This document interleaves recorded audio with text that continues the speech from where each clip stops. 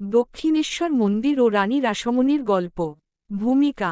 দক্ষিণেশ্বর মন্দির বাংলার অন্যতম প্রধান তীর্থস্থান এবং ঐতিহাসিক নিদর্শন। এই মন্দির কেবল ধর্মীয় গুরুত্বের জন্য নয়, বরং বাংলার সংস্কৃতি, ইতিহাস এবং সমাজ ব্যবস্থার প্রতিচ্ছবি হিসেবেও পরিচিত।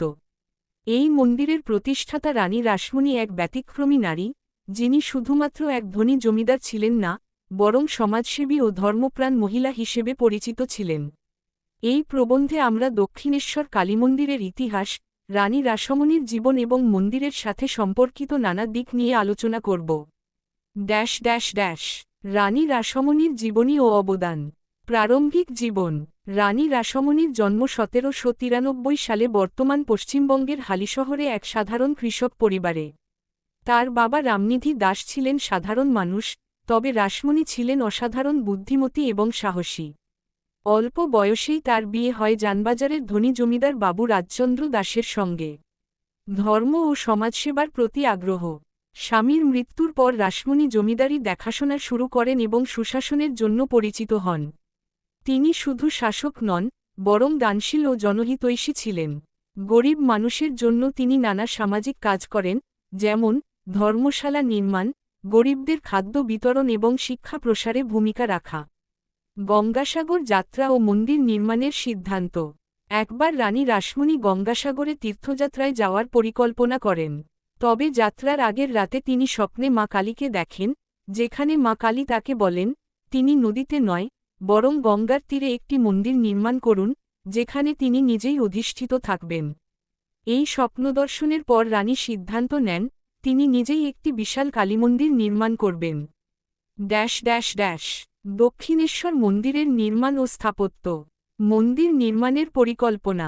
1847 সালে রানী রাসমণি হুগলি নদীর তীরে, কলকাতার উত্তর প্রান্তে দক্ষিণেশ্বর এলাকায় 20 একর জমি কেনেন। এই জমিটি মূলত এক ব্রিটিশ ব্যবসায়ীর মালিকানাধীন ছিল।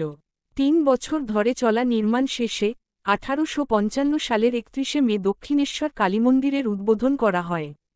স্থাপত্যশৈলী। দক্ষিণেশ্বর মন্দির বাংলার নবরত্ন স্থাপত্যশৈলীতে নির্মিত।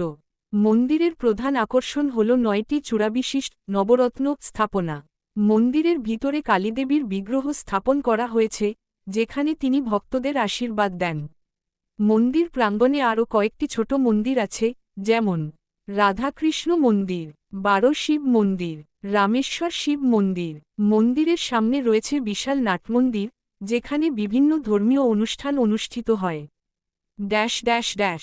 শ্রী রামকৃষ্ণ ও দক্ষিণেশ্বর মন্দির। দক্ষিণেশ্বর মন্দিরের খ্যাতি তখন আরও বৃদ্ধি পায়, যখন ভারতবর্ষের অন্যতম প্রধান ধর্মগুরু শ্রী রামকৃষ্ণ পরমহংস এই মন্দিরের প্রধান পুরোহিত হন। রামকৃষ্ণের আগমন। শ্রী রামকৃষ্ণ 1855 সালে তার দাদার সঙ্গে দক্ষিণেশ্বর আসেন।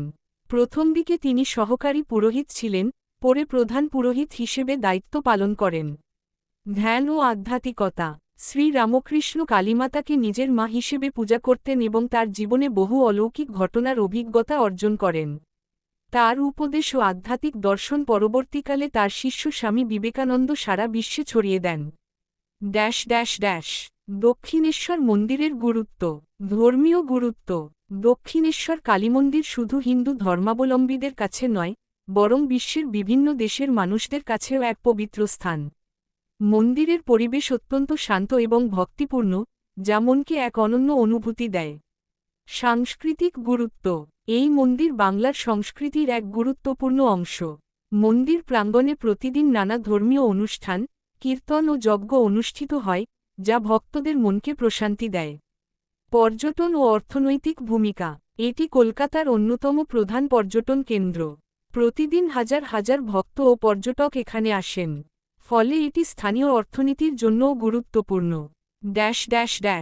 উপসংহার। দক্ষিণেশ্বর কালীমন্দির কেবল একটি ধর্মীয় স্থান নয়, এটি বাংলার ঐতিহ্য ও সংস্কৃতির প্রতীক। রানী রাসমণির দানশীলতা, শ্রী রামকৃষ্ণের আধ্যাত্মিক শিক্ষা এবং মন্দিরের স্থাপত্যশৈলী একে এক অনন্য স্থানে পরিণত করেছে। আজও দক্ষিণেশ্বর মন্দির ভক্তদের কাছে এক পবিত্র আশ্রয়স্থল হিসেবে রয়ে গেছে, যেখানে মানুষ তাদের ইচ্ছা ও বিশ্বাস নিয়ে আসেন এবং কালীমাতার আশীর্বাদ লাভ করেন। Please like, share and subscribe my channel.